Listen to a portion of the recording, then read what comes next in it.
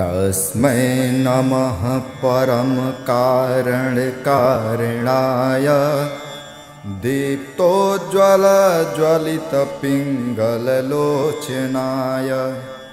नागेन्द्रहार कृतकुण्डलभूषणाय ब्रह्मेन्द्र विष्णुवरदाय नमः शिवाय श्रीमत्प्रसन्न शशिपन्नगभूषणाय शैलेन्द्रजावदन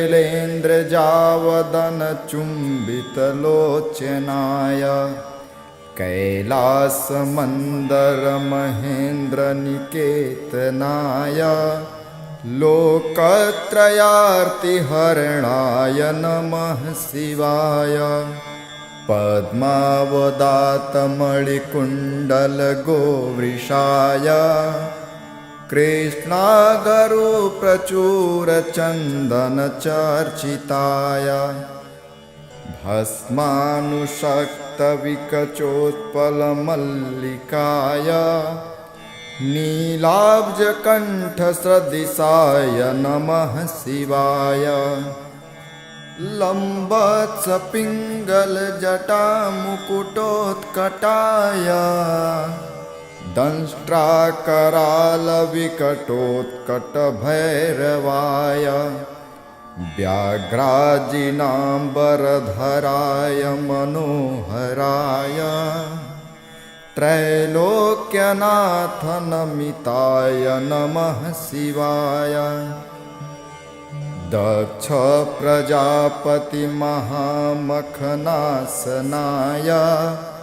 क्षिप्रं महात्रिपुरदानवघातनाय ब्रह्मोर्जितोर्ध्वगकरोटिनिकृन्तनाय योगाय योगनमिताय नमः शिवाय संसारसृष्टिघटना परिवर्तनाय रक्षः पिशाचगणसिद्धसमाकुलाय सिद्धोरग्रहगणेन्द्रनिसेविताय शार्दूलचर्मवसनाय नमः शिवाय भस्माङ्गरागकृतरूपमनोहराय सौम्यावदातवनमाश्रितमाश्रिताय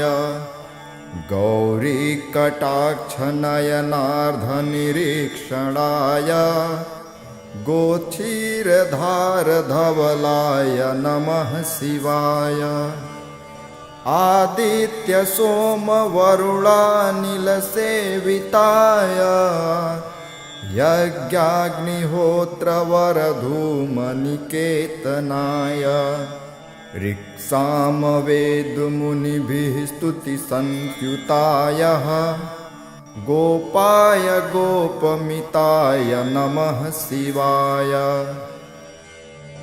शिवाष्टकम् इदं पुण्यं यः पठेत् शिवसन्निधौ शिवलोकमवाप्नोति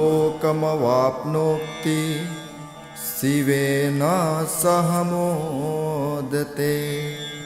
इति श्री मत्स्यशंकराचार्य विरचितं शिवाष्टकं सम्पूर्णम्। ॐ नमः शिवाय।